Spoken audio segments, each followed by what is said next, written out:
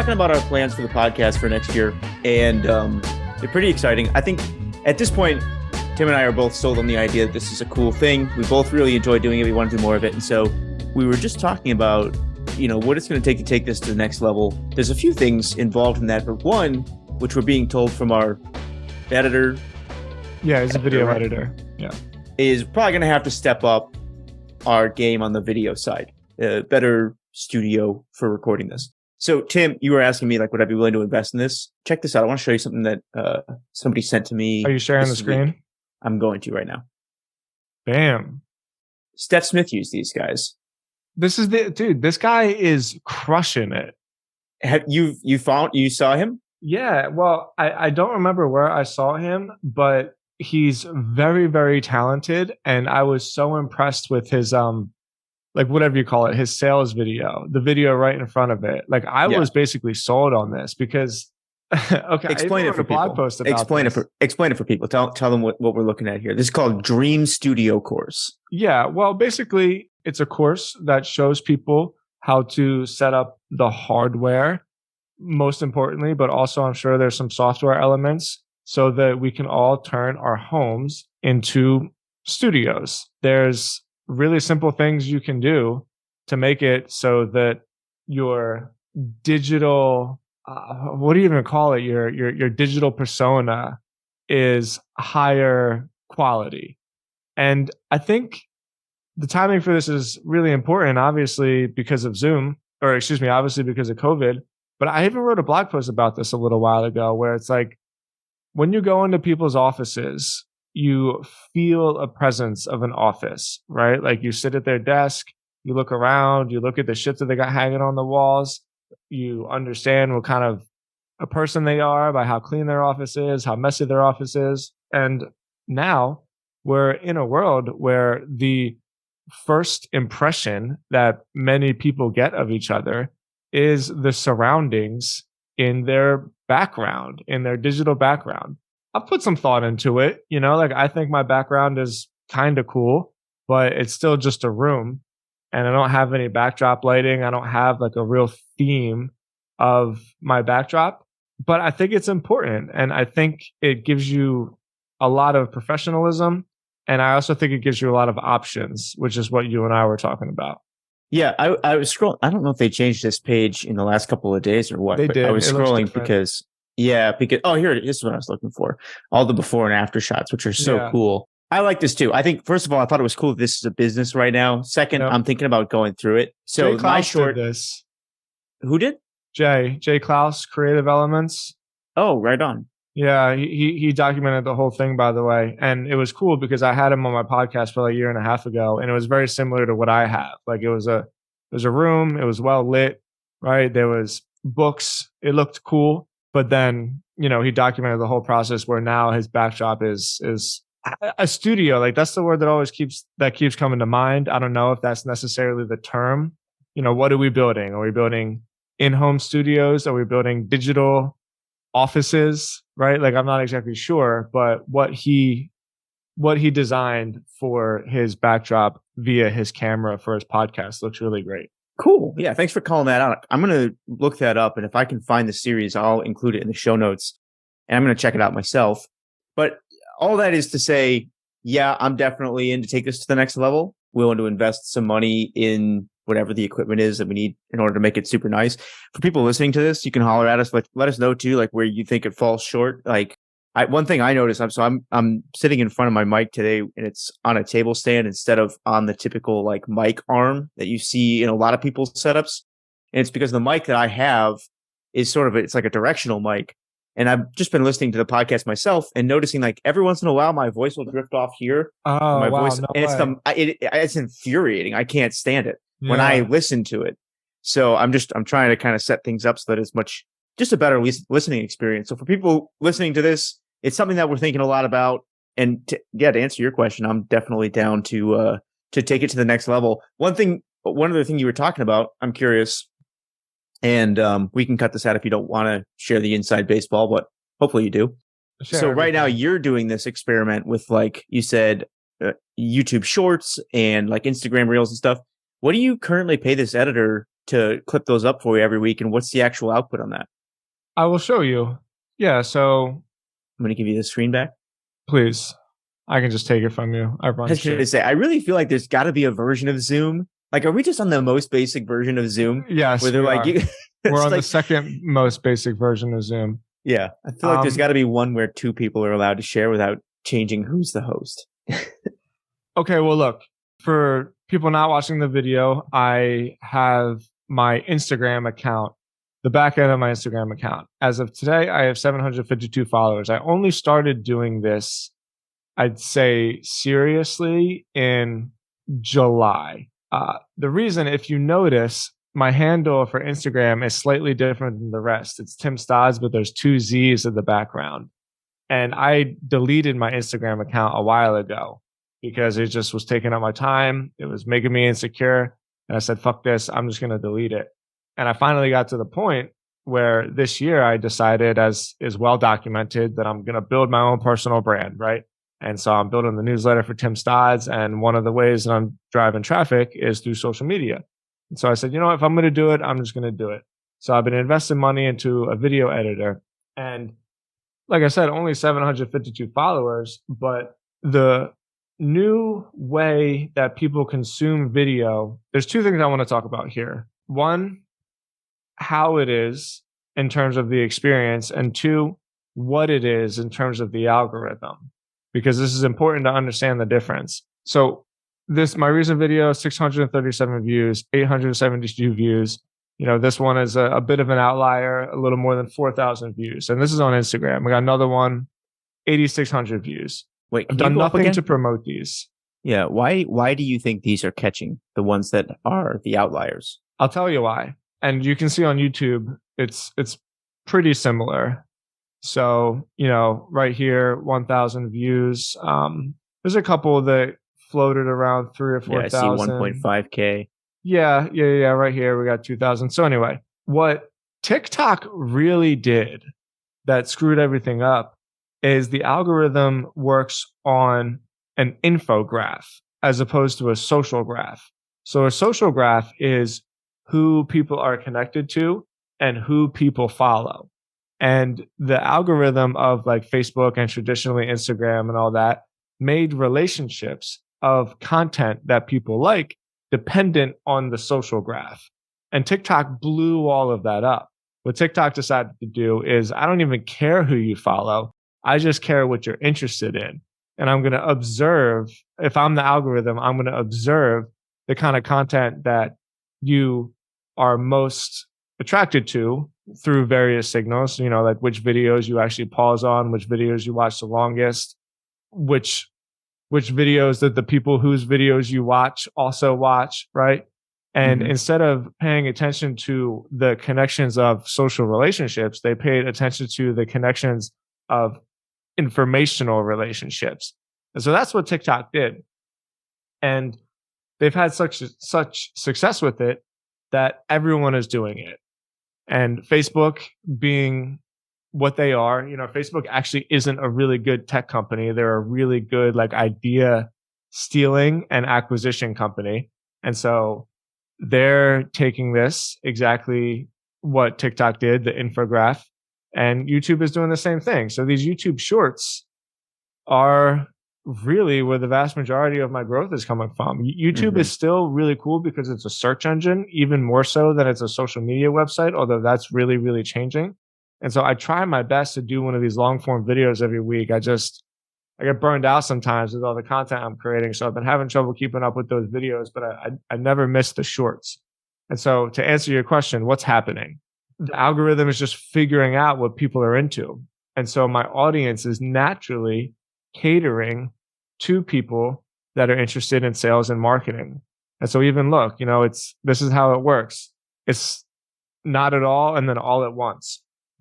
So even the last week, all of my followers have started acquiring. What's the word? I've been acquiring a vast majority of my followers within the last 2 weeks, whereas the past 5 months I've been posting into the void, the whole Jack Butcher, this is pointless, and then all of a sudden it skyrockets. So that's what's happening to me right now. And it's because I'm not creating content on a social graph anymore. I'm creating content specifically to appeal to this infograph. And it is powerful. And I'm pumped. It's a lot of fun on a personal note, like this is uncomfortable for me making social media content and putting yourself out there, and doing that whole deal. But I've been really enjoying it, and it's really fun to see it start to take off in this way. You know what's interesting about this? Jonathan Barshop just posted a monthly update. He's the guy who manages growth on the My First Million podcast. And so every month or so, he'll do these updates about like what is growing the podcast right now. And he agrees with you, or his info is totally in line with what you're saying. So he says, here's what grew MFM's YouTube channel in September. So this is YouTube specifically, but a couple of quick facts here. 3 of their top 10 videos are shorts. Most of them are several months old. The shorts. So that's kind of interesting because I think my assumption would have been that, yeah, shorts are cool, but you got to constantly turn those out. You would think. Yeah, but it turns out maybe that's not the case. For example, it says can't read this. LeVar Ball short is from March. It's got 800,000 views and 600 subscribers in September. That's pretty wild. Wow. A couple other quick facts from him. He says, how are most viewers finding us? Shorts. And then there's a graph breaking that down. He says, also, shorts are driving 75% of their total views. But the fact of the matter, full episodes have been driving most of our subscriber growth. So that's interesting. And this aligns with what I've been seeing the last 2 quarters. Shorts are great for discoverability. Full episodes and clips, great for getting viewers hooked. Last thing he says is this aligns with the following snippet from the published press.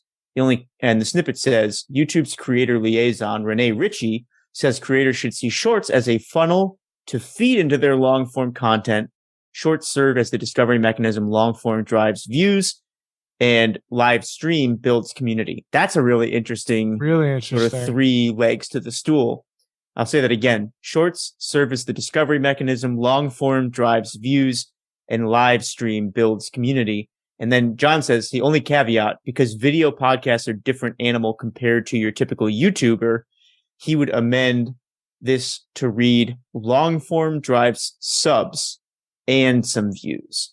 So as opposed to just saying long form drives views. Super interesting to see how you're engaging with this. The original question though, what are you, so you laid out what your content plan is recently. Let me see if I can pick that up. But what are you paying to work with this editor? Let's see. You said it's $5,000 for 100 videos. $5,000, and how quick do you go through 100 videos? That's like I go pretty slow. Okay. I pay a lot of people a bunch of stuff for marketing, and so I'm trying not to like YOLO it, even though it's against my nature. so yeah. He posts a video once every other day, sometimes once a day. So I'd say 1.7 days he will post a video, and he posts it all. That's about a year's worth of content. About a year. For the $5,000. That's nice. And then when you record these, are you sitting down to do like how do you actually record it? Is it you sit down and do one long video? No, maybe based on whatever you wrote for the week, or what do you do? No, what I do usually when I'm on the Stairmaster in the morning is I just have this notepad, and I just, well, you can't see it. I can see it now. Yeah. Yeah. And so I just write down ideas of stuff. And then I bought this trusty little tripod thingy. Yep. And I plop the phone. Oh, wow. You recorded right on your phone then? Yeah, right here. I mean, look at it. I'm sitting in the same exact chair. I'm just looking in the other direction. Yeah, I noticed that. But I thought this was the DSLR that I always see in the background, which I can actually see in the background right now. It's like, oh, he does finally use that camera for something. No, I recorded on my phone. That's wild, man. Okay, so any other quick tips based on like, have you found any best practices like for those topics? You have looks like 10 topics on the list. Do you just sit down and then like free associate, talk about those, and then he cuts them up and publishes them? Yeah, I'm getting better at it to where I can feel when the minute is up. And I like to give a little bit of time because one of the things that I'm adamant about is at the end of every video, there's a quick CTA that says go to timstods.com, just because that's what I always do. You guys know how I feel about that. So I need to keep like 3 seconds in there. But what are the tips? Okay, the tips are seriously get out of your head. And that's like the biggest tip. Just make videos and then send them and you'll get better. That has been a good liberating experience for me, where I know that not every video has to be perfect, because it's the same thing as Twitter. Like, I have no idea which videos are going to do well and which videos aren't going to do well. And so I stopped even paying attention. I just write the ideas down and I record the videos and then I send them and then I move on to the next ones. And I don't even really remember what I record half the time. I'm glad you said that. That's a great way of thinking about a lot of this stuff. I've been thinking about that myself. I just recently reposted something that I posted originally, God, almost 2 years ago now. And it was this thing about how like community is different from audience. Yeah. And it was the first time that I ever tweeted something that went like, was popular. It didn't really go viral, but I think it got like 100 or so likes. And that was the most popular thing I had posted at the time. I've reposted it once or twice since then, usually with a different type of caption. And it always works. And what it made me think about recently was like, man, you really you don't know when you're throwing stuff out there, what's really going to work. You shouldn't even worry about it to some extent. You just throw everything out, and then you can go back and double down on anything that looks like it was super popular. Sure. Yeah, I absolutely agree. And that's a hard thing to come to terms with, because we spend so much time wanting to publish work that is good. And it's not that you want to publish bad work. It's that in the mind of the viewer, in the mind of the consumer, I don't think that I have any idea what is going to be good for them. Right? I thought you were going to take that in another direction. Like, in the mind of the viewer, everything I do is good. However, cool, man. Yeah. However, one last thing to stick on is I have to intentionally record these videos. And when I was talking to Bohan, that's his name, he was giving lots of examples of people that already have the content through long form podcasts and then just chop it up into smaller pieces of content. And he was saying that absolutely, without a doubt, that might even be more effective for 2 reasons. One, because you don't have to plan it. You just get off the cusp sound bites, which by nature of conversation are more free flowing and usually are more relatable. And so I think that's positive. And 2, just because it's easier. You can do an hour-long podcast and then all of a sudden you got sound bites for months. And then even more so, every podcast you do, you're just mixing them up half the time. Mm-hmm. So you don't have to plan and schedule so much. It's just, oh, okay, this one's good, and you throw it up there. So I'm very, very intrigued by it. I think that we are in a new age of social media. I'm pretty frightened by it, and also am convinced that this is something that we all have to do if we want to seriously participate in whatever your ideas that you want to share with the world are. If you want to seriously participate in expressing yourself, then I think this is one of the best ways that you can do it. You mentioned you're frightened by it. What does that mean? Yeah, well, because eventually what happens with the algorithm is that all of the most popular content is the same things, right? It's either sex, or it's conflict, or it's easy money. Because like, why wouldn't those be the things that everybody inevitably goes to? Like, if you start with 1,000 different paths and 1,000 different people over a long enough timeline, like, everybody is going to somehow find their way down those 3 paths, you know? And so I worry that it'll commoditize art, which will be lame. But in the opposite respect, I do have like total faith in the inevitable rebound effect, which is human nature. So like, I don't think about it too hard. Really, it terrifies me just because I'm gonna sound like a dad here. Like, I couldn't freaking imagine what it would be like growing up with those messages just bam, bam, bam, bam, punching you in the head all the time. I mean, oh yeah, it'd be mortifying. I'm the same way. I couldn't imagine going through high school with like dealing with the social media stuff that everybody deals with now. You know, I think it would be way harder. I have no idea like how to put that genie back in the bottle. You reminded me of something when you were talking about the creators and how like everything. We said this before, like everything always becomes like a marketing company, Yeah. or Or a somebody else finance joked. company. Yeah, or somebody joked recently that like every startup eventually just becomes. I think what was it? There's like every startup eventually just becomes like an ED pill. Like they just start selling ED pills eventually. I came across this creator that caught my attention. Have you ever heard of Alex Illustrates? No, never. Okay, so let me show you something. Have you ever seen I think it was like Staples or somebody did a commercial one time, and the premise of the commercial was there was like a whole office that was sharing one pen, and like so people would keep ducking into meetings, be like, "Hey, we need the pen," and it's like, okay. I feel like that's what I need the sharing. Like it's like Oh, of us with the screen share? Yeah, back and let's forth. just step this up a notch so that we can both. I think we can both afford a screen share. I mentioned before we got into this that I have a bunch of stuff I want to talk about today. I have a whole bunch of creators that I came across over the course of the week and other stuff too. But you kind of reminded me of this. Like this is a good place to tee it off because of what you just said about how there's like a creep of content towards like inevitably towards this sort of salacious content. Yeah. I stumbled across this is Alex Illustrates. They're like they're like one of these Instagram couples. Have you seen this before? No. Where basically on Instagram there are I don't even know how to say it. It's like ideas that travel through Instagram.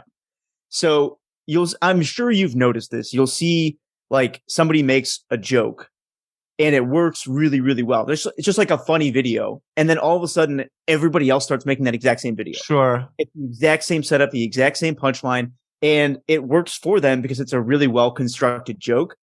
And I think there's also something about like if you're following specific creators, you're not seeing this joke be replicated across the internet, maybe. And so Mhm. you kind of think like, oh, maybe this person who I follow and really enjoys, they made this up and it's hilarious. But if you are in a different position, like for me, I study creators across the web. It's a little different because you start to what you see instead of like one really funny person is, oh, this idea is making the rounds and like everybody's doing their take on it. So I would say this couple, I guess their name are Alex and Sarah. They're like one of those people. They do funny Instagram videos. I'd say like a good number of them are probably original, and then a bunch of them are like these mind virus things where it's just like it's the same Yeah. joke that's just going all the way around the internet.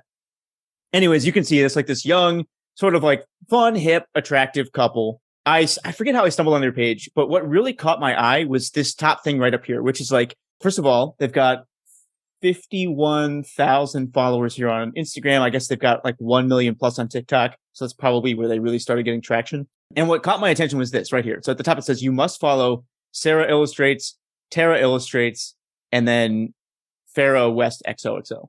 And the first thought that went through my head was like, oh, this is cool. It's like the name is Alex Illustrates. It's probably an illustrator. Him and his wife are using these fun Instagram chats like to build up his illustration business. And smart move, you have to follow all of their accounts in order to like get permission to follow one of the accounts, right? So they're going to start building up follower account. And then I started like looking into it deeper. And there's two things about this. So for people listening, you're now looking at pretty much just Sarah. This is Sarah Illustrates. What happened, bro? Jesus. This is Tara Illustrates. And I'm looking through this and I'm like, you know what? I don't think she's an illustrator at all. That was like, so shocking. I don't think either of them are. And so there's, for people listening, it's all just these like scantily they're basically pictures. Nude. Yeah. And I'm pretty sure. So they have this like link in bio thing. I think she's an OnlyFans model, and they use their comedy and these other accounts to like basically funnel people towards the OnlyFans account, which is interesting in its own right. But I just thought, first of all, I was like laughing because I'm like, you know what? I don't think they're illustrators at all. So I don't know where the name comes from. But the second thing that I thought was kind of interesting about this couple is that if you look at all these names I just mentioned, Sarah, Tara, Farrah, they're all her. So the same person? Yeah, but she just looks different in every single one. So she's got Oh, these like wow. 3 different identities that she creates content under. Wow. And I'm like, that's interesting too, but also exhausting. Like I don't, and Sure. Imagine doing this it's, all day, every day. yeah, well, it's a personality type, I think, right? Like it's like Yeah.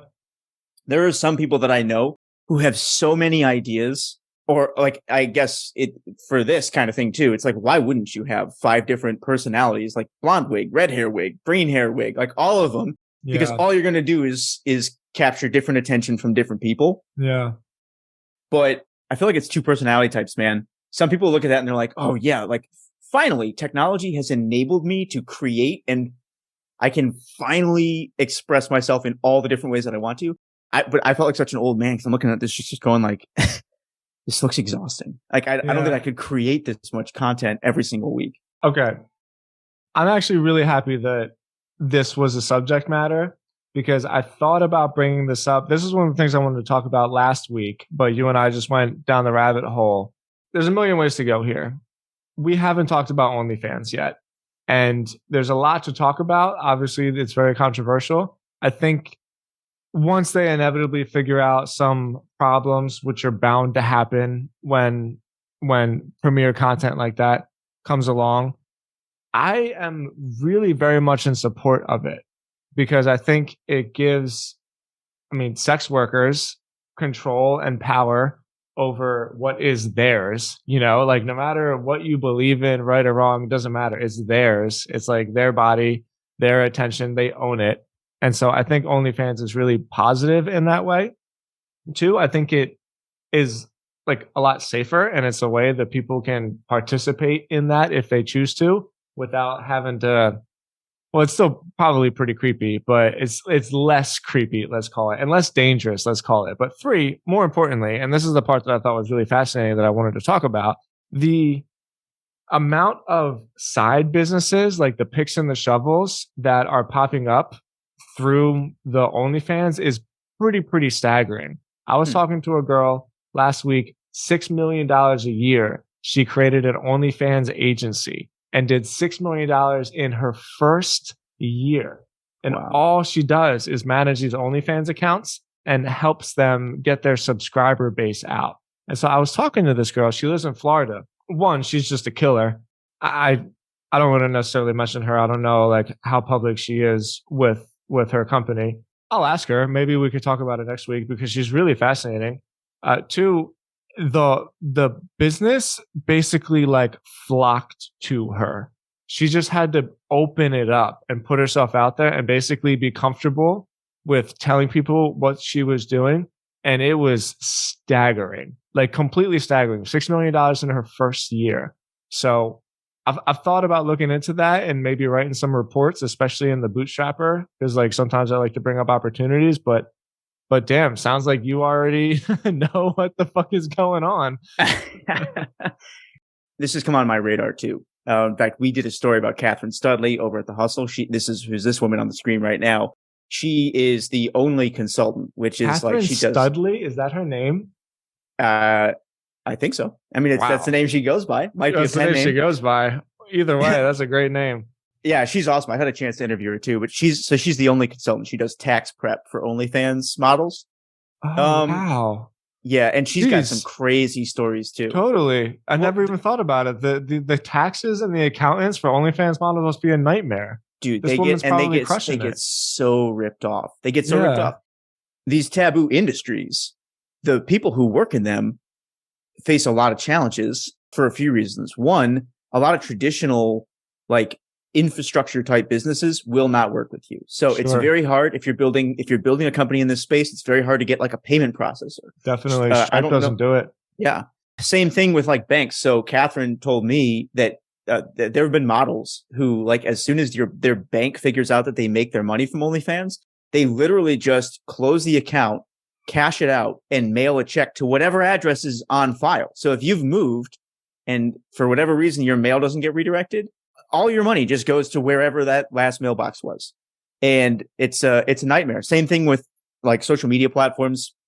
You know, it's like TikTok is real stringent about this. They try to lock it down. And so everybody's got to kind of like use these code words for what they actually do and stuff like that. It's a hard industry to be in. And I'd say it's incredibly competitive. But to your point, there's a whole bunch of these, I would call them ancillary businesses that like are huge right now because there's models who they just can't get any help to run their business any other way. So yeah, big opportunity there. I feel like I cut you off. You see the same thing in CBD as well. Oh yeah, I bet. Yeah, CBD companies. I got a friend of mine who's got a CBD farm, and it's just impossible. You can't get any merchants at all. Yeah. Well, did you hear? I mean, back when it first came out, it was like there's a huge cash issue too. Like because banks wouldn't. Yep. Again, payment providers wouldn't take like credit card processing and stuff like that. Yeah, so you got these companies with like rooms rolling around. Yeah, yeah, it was crazy. Okay, that was one creator. I'll give you two other quick ones. So one that I really like that I stumbled across is this. Have you seen this? The Handwritten blog. It's brand new, so it probably hasn't made it on many people's radar yet. But this guy is writing a blog using a Remarkable tablet. And so it's only a few posts deep right now. It's handwritten.blog for people who want to check it out. And it's, I don't have any particular affinity for the topic or anything, but what I really loved is just the way of using technology in order to create something new, but also kind of get away from technology at the same time. So one of the reasons, and he explains inside, the blog, why he does it this way is that there is something different to handwriting than to typing your ideas out on paper or out on a screen. And in this case, he writes and he also rewrites. So a lot of the blogs are rewritten several times over because apparently the Remarkable is not great at erasing. And I just like this a lot. So he's a couple posts deep at this point. Even the homepage. Yep. Everything. The whole thing is just handwritten. I thought that was a really cool, little find. And then the last one I'll throw at you real quick is this is a callback to our conversation last week related to AI content generation and what it means for creators, which by the way, I feel like this is gonna be a topic that comes up again and again because this is just getting more and more I think so too. Integrated into what is this? Is she on Twitter? I don't know how to find her. It looks like you got one too many L's in there. Extra L in there? Yeah, maybe. Okay. So this is an artist at The Hustle or at Trends. We work with an illustrator. Her name is Kelsey Tyler. I think it's Kelsey Tyler. And she's great. She's got a friend who is this person, Molly's Droth. I don't know if that's her last name or if it's just related to the fact. Oh, Molly Roth, it looks like.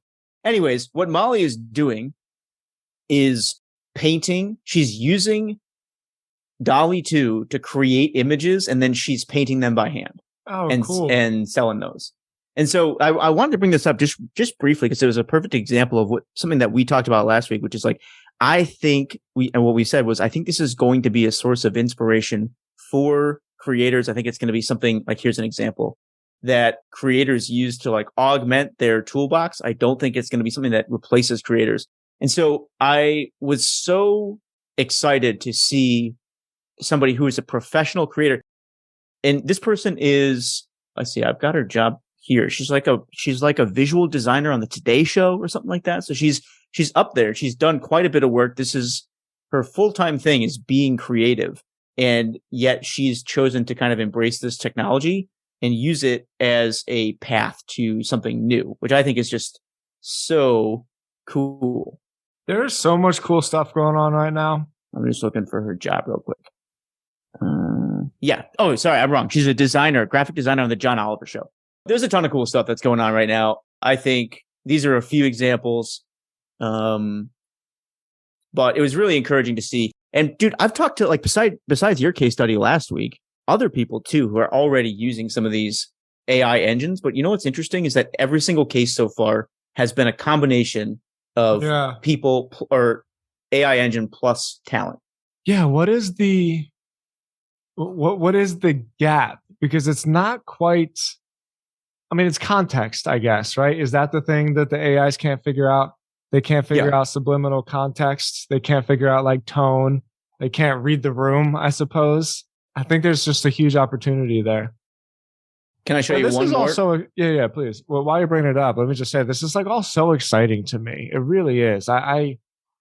There's many times when I think about the world and I get filled with fear and anxiety, and then there's many times when I think about the world and I just get filled with such optimism because we can just do such creative stuff with the combination of intellect and creativity and technology. And so it's mind blowing to think about where it's all going to go.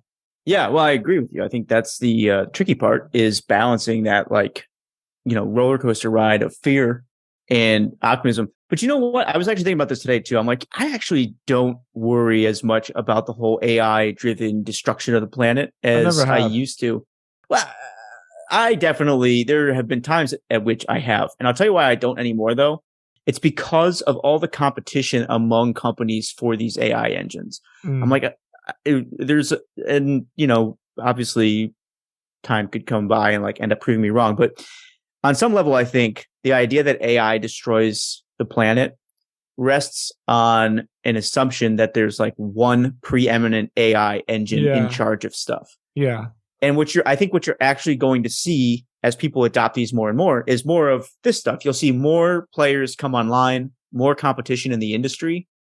And I think that will introduce like a level of anti-fragility. So like, Yeah. yeah, maybe your AI platform will be covering, the water treatment plants in this section of the country.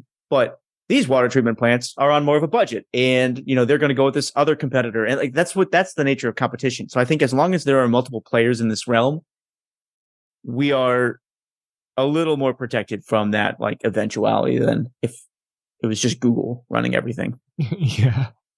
For some reason, this website's not coming up. Have you ever heard of the Miami creation myth? Never. I thought I would show this to you because it's like right up your alley as a Miami guy, but it's not coming up. So we'll have to save it for another time. But what it is, it's a really interesting take on I local have it. media. Is it an ebook? No, it's kind of like an entire media company built around. I don't want to talk about it until I can click through it because there's like I'll lose some of the context without being able to sort of fly through it physically.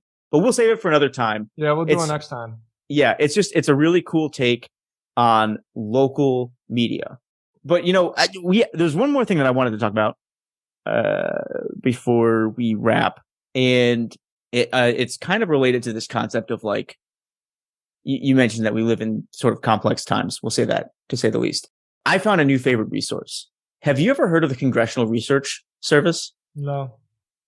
Okay, I'm going to share my screen. I love this. I stumbled across this the other day. And what I've been saying is it's like Google for unbiased news. So the Congressional Research Service, as far as I understand, it is what it sounds like. It's a research branch that serves members of Congress, operates out of the Library of Congress, and is supposed to be nonpartisan. And so what they do is they research and compile these really easy to digest reports on pretty much anything that Congress is going to talk about. So that's everything. That's all the most important topics that affect all of us. Like, I think we were just talking about artificial intelligence. So if you just search it, it's going to pull up like all these different reports that are written by this research branch specifically for members of Congress to review in order to prep them for different debates and stuff like that. And I have been going through and researching. So I'm looking here. I just typed in, for people listening, I typed in artificial intelligence and a whole bunch of things came up, a couple of headlines, overview of artificial intelligence, the background, selected issues and policy considerations, artificial intelligence and national security. One of the more recent ones here is deepfakes and national security. And like these are all just available to read. And so I'm looking here. I just clicked on the deepfakes one. It's a 3-page memo that goes through how are deepfakes created, how could deepfakes be used, how can they be detected. Dude, this It's is got my some new visual favorite examples. website. Dude, I wish every American knew about this website because let me tell you, I've been using it for the last couple of days and I have been so refreshed on how unbiased the reporting is on this. Now, because this is made by people, you have to assume it's not perfect, right? Like there's got to be some agenda in here somewhere. But I'm telling you, I've read up on topics that I don't care much about, right? And have been just really refreshed by how much I feel like I understand after reading on them from here. And then I've read up on topics that I have very strong opinions about. And with those, I feel like I agree with about 50% of what I read here. And inside the other 50%, I actually have found that I've learned some things. Like there are some things that have undermined some of my own strongest arguments. Yeah. That I've just read. And I think the only way to do that is to create something that is really, really unbiased. So it's not perfect because it's made by people, but it is really, really, really good. If you're trying to understand something that's going on in this country, check out the Congressional Research Service. And the website, which we'll include in the show notes, is crsreports.congress.gov. It's like Google for unbiased news. I love it. Wow. How is it that the American government has so much information and they're still so incompetent? How did we get here? I know why. It's because nobody wants to be in government because it sucks. And so all the smart people do other stuff. They go into private industries. Maybe. It definitely could be. But you know what, dude? I actually was thinking about that the other day. I have a feeling that's going to change. And I think it's going to change from the bottom up. I think people in these tech fields are going to realize that there's actually a lot of fulfillment that can come from lifting up your community in like a substantial way. And I think a whole bunch of these people who've already found success in business, I really think local government's going to be the next thing on their docket. I think we're going to go through a whole generation of people transitioning, like wealthy, I'll say self-made business owners moving into government as like the next mountain to climb. Yes. And I would go one step further. It's basically going to be the same exact thing as what's happening with the wealth transfer in the country. It's demographics, man. The timing of it and the coincidence of it made it so boomers live longer than any other generation in history. And they have like 1/7 of the world's wealth. And there's like 300 million of them, less than that. And the same is true in our government. And the millennials, the Gen Xers, basically just got skipped. They're sort of like a weird lost generation, and they're pissed off and at the same time kind of happy because they got to live in like this perfect 80s and 90s with good music and pretty good culture and like hardly any war and like, yeah, America, we're better than communism. And then millennials came around, and millennials had no choice other than to embrace the internet to make something of themselves because student loans basically made it impossible. You can't bankrupt on student loans, the housing crisis, and now the fact that like you can't even buy a house. And so the self-made, like you call it, millennials are going to be hitting their peak at the same exact time over the next 10 or 15 years as all the boomers' savings, which is basically just stale. It's not into the economy, is going to filter back through the American economy, and they're not going to be here anymore. So the millennials will take over. I've thought about this too much. Probably not the best place to talk about it, considering this is a writing and business podcast, but I have stared into the ceiling for hours, just mapping out exactly how all the demographics are going to sway American political discourse. I tweeted about this the other day. I think I agree with you in terms of like the course of events. I thought about it from a different direction, though. I thought about it in terms of like fulfillment. So the tweet that I sent out was related to, do you ever watch Chip and Joanna Gaines?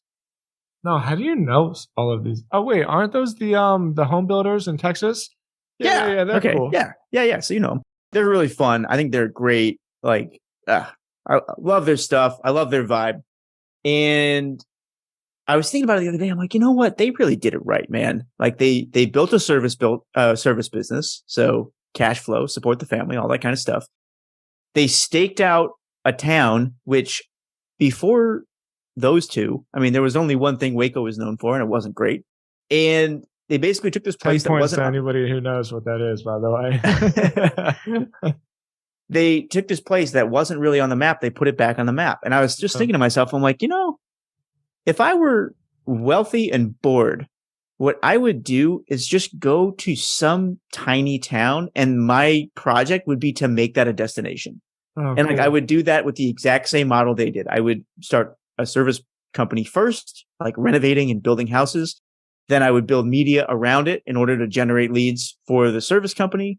And then I would, acquire land, acquire property, buy and build infrastructure in the tourism industry, and then build out that media company to continue feeding all those different businesses. Yeah. And maybe that sounds like an insane thing to say, but like, I feel like it would be fun to just pick a random town that nobody thinks is cool now and be like 20 years from now, this is going to be a really cool destination everyone talks about. And it's going to be because of me. And in thinking through that process, I was like, you know what? That's kind of like, I think the reason that's attractive is because it's really about building a local community that you belong in, where your impact is felt. And that just doesn't happen in the same way in tech and startups, like in our world. I really feel like there's going to be this tipping point when people are like, yeah, I've mastered this thing. Sure. Now I've bounced around. I've played the game. Now let me put my roots down and be a part of something. Yep. I think that's what's going to happen. So yeah, you talk about incompetence of government, and it's certainly true on a macro level, but I think I am trying to pay less attention to what I'm seeing. Actually, I should qualify that too. It's not even fair. I don't know that the government is incompetent. What I know is that the news is really good at making them look incompetent, right? Yeah, the news is good at that. I mean, the country runs pretty well. Day-to-day life's actually pretty good. So I would say that the government's probably competent to some degree, but I'm trying not to focus on that big picture as much anymore anyways. It's like, what can I really impact? Where can I get good information? And where do I focus my time, in a way that's going to actually have like a result, a tangible result. Nice, man. Well, we went through a lot today. Lessons learned. Lessons learned is that the infograph is taken over, and we need to ride that wave because somebody's going to ride it. And so it might as well be you. We learned that OnlyFans has a plethora of side businesses attached to it, which in all reality, from a emotionless business standpoint, it's probably better to get attached to those picks and shovels businesses than it is to get into the modeling business for many reasons. And then we ran through some more really cool examples of the continuum of AI and human creativity. It's a good episode. That's quite the gambit. Yeah, I know. we went all over the place today. Yeah. All right, man. Well, great seeing you. Thank you, everybody, for listening. We appreciate the good vibes as always. Please leave a review. Please leave us a comment on Twitter. Give us a shout. Say hello. What's up? What you got? I was just going to say one last thing. We're going to start publishing more episodes too. We're going to kick it up to like 2 per week. So, and we're going to do a lot more interviews. So let us know who you want us to talk to. We got some cool people lined up to come in so far. Cool. All right, everyone. Talk soon.